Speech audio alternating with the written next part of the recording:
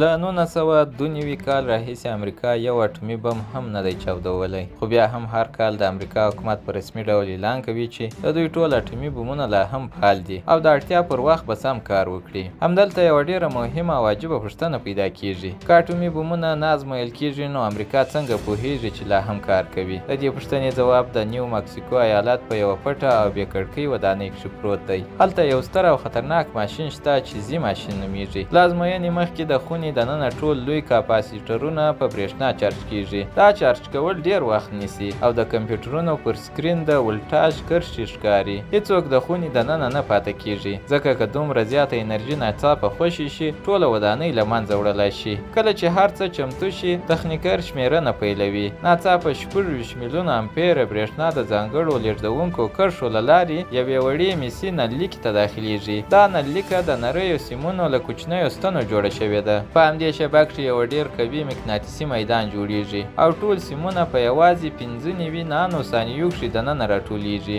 سیمونه په پلازما بدلیږي او تودوخه یې تر 2 میلیارډو کالوینو رسیږي، یعنې د لمر د مرکز هم 100 چنده زیاته ګرمه. دا پیښه د 350 ټیراواټه ایکس وړانګو یوه شدیده څپه تولیدوي. همدا هغه ډول وړانګې دي چې د هایدروجن بم د چاودنې په لومړیو شیبو کښې رامنځته کیږي، خو دلته اصلي اټومي بم نه چاودیږي. سره له دې دومره لوی ځواکه د دې ماشین غږ یوازې یو لوی دروند ټک وي، لکه څوک چې د ودانۍ په لاندې پوړ کښې درانه دروازه بنده کړي. دې ماشین د سانډیا ملي لابراتوارونو دننه جوړ شوی دی. د دې ماشین انرژي د مارکس جنریټر په نوم د لسګونو لویو دستګاوو څخه راځي. هر یو یې د یخچال په اندازه لوی دی او سلګونه زره ولټاژه برېښنا پکښې ساتل کیږي. کله چې سیسټم فعال شي ټول جنریټرونه په یوه لحظه کښې خپله انرژي خوشې کوي. د دې ماشین هدف دا دی چې د اټومي وسلو د چاودنې شرایط له حقیقي چاودنې پرته جوړ کړي، ځکه اټومي وسلې د وخت په تېرېدو زړیږي. ټریټیم ورو ورو په هیلیم 3 بدلیږي،